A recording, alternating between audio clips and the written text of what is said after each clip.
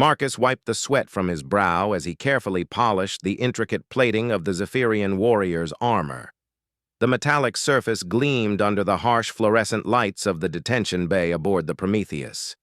3 months into their journey back to Earth, this had become his routine, maintaining the equipment of their alien prisoner while the rest of the crew avoided her like a plague carrier. The Zephyrian sat motionless in her restraint chair, her 6 arms bound by energy shackles that hummed with barely contained power. Her chitinous exoskeleton was a deep purple black, and her compound eyes tracked his every movement with an intelligence that made some of the crew uncomfortable. To Marcus, she was simply another being who deserved basic dignity. "You missed a spot," she said, her voice a melodic chime that the universal translator rendered into perfect English. Marcus paused, looking up at her face. In 3 months, those were the first words she'd spoken to anyone. "Where?" She gestured with a slight movement of her primary left arm toward a section near the shoulder guard. "There. Battle damage from your plasma rifles leaves microscopic scoring that affects the armor's energy distribution." He examined the area closely, finding the hairline scratches she'd mentioned. "You're right. Thank you." He began working on the imperfections with practiced precision. "Why?" she asked suddenly. "Why what? Why do you do this? Clean my armor, check my restraints for chafing, ensure my food meets my species' dietary requirements?" Her compound eyes seemed to shimmer. "Your people captured me. I killed 7 of your soldiers." Marcus continued his work, considering his words carefully. "Because you're a person, people deserve to be treated with respect, regardless of circumstances." A sound like crystalline laughter escaped her mandibles. "Person. Your language is fascinating. In Zephyrian, we have 17 different words for levels of consciousness and worth. I am Kethtar, a defeated enemy, lower than the dirt your kind evolved from." "Well, you're not on a Zephyrian ship anymore." Marcus moved to work on the gauntlets, his movements gentle and methodical. "On human ships, everyone gets treated like they matter. Even those who would see your species extinct?" The question hung in the air like a challenge. Marcus had read her file, Commander Zixandra of the Void Fleet, responsible for the orbital bombardment of 3 human colonies. 200,000 civilians dead. And yet, here he was, carefully cleaning the intricate circuits in her armor's power matrix. "Even then," he said finally. She was quiet for a long moment, watching him work.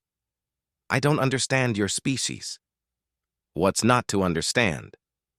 "You're weak, soft. Your ships are inferior, your weapons primitive, your tactics predictable, and yet—" She gestured around the detention bay with her eyes. "And yet you're winning this war. How?" Marcus smiled, a sad expression. "Maybe that's exactly why we're winning." "Explain." He set down his cleaning cloth and met her gaze directly. "Your species sees everything in terms of hierarchy. Strong and weak, useful and useless, winner and loser. You fight as individuals, even when you're in fleets. Every Zephyrian commander, we've captured talks about personal glory, about proving their worth to advance their status. And humans are different? Humans see potential.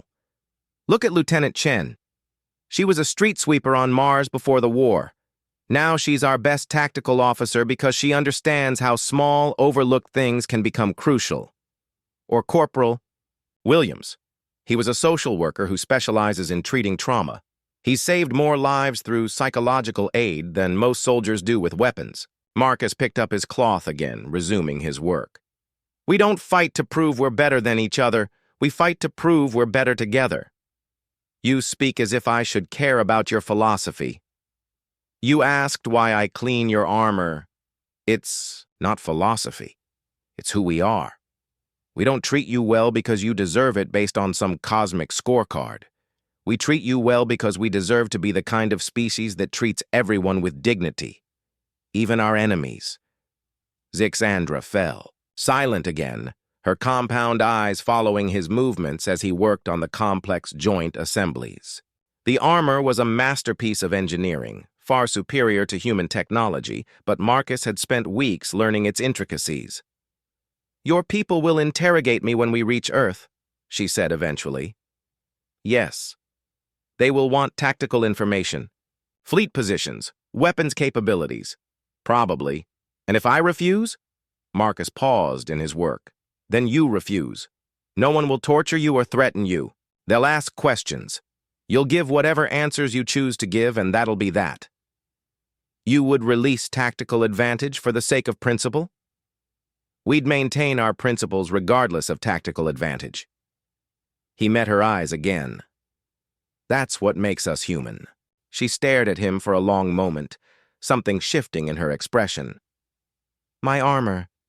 It's not just protective equipment. In Zephyrian culture, armor is an extension of the self. Allowing another to touch it, to care for it, is—" She paused, searching for words. "It's intimate, sacred." Marcus stopped working immediately. "I didn't know. I can stop if—" "No." The word came out sharp, almost desperate. "Please don't stop." "Why?" Her voice became quiet, barely above a whisper. "Because in my entire life, across 17 campaigns and 43 years of service, no one has ever treated my armor, treated me, with such care. Not even my own people." Marcus resumed his work, understanding now why she'd finally spoken to him. "What will you tell them? When they ask you questions about your fleet?" "I don't know," she admitted. "Your species confuses me. You're showing me a way of being that my people say is impossible. Strength through compassion, victory through unity. If humans can be this way—" She trailed off. "If humans can be this way, maybe anyone can. Maybe." Marcus finished the last component and stepped back to admire his work. The armor gleamed like liquid starlight, every circuit optimized, every surface perfect. "There. All done."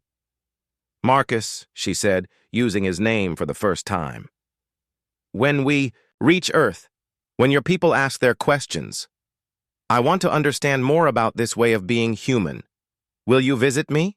He smiled, the expression genuine and warm. "Of course. People deserve to have visitors, regardless of circumstances." As he gathered his cleaning supplies, Zixandra watched him with something that might have been hope flickering in her compound eyes. Perhaps, she thought, there were more than 17 levels of worth after all. Perhaps there was one her people had never discovered, the level where everyone mattered simply because they existed. Perhaps that was the secret weapon that made humans so formidable. They fought not just for victory, but for a universe where victory meant everyone could find dignity. Maybe that was worth learning about.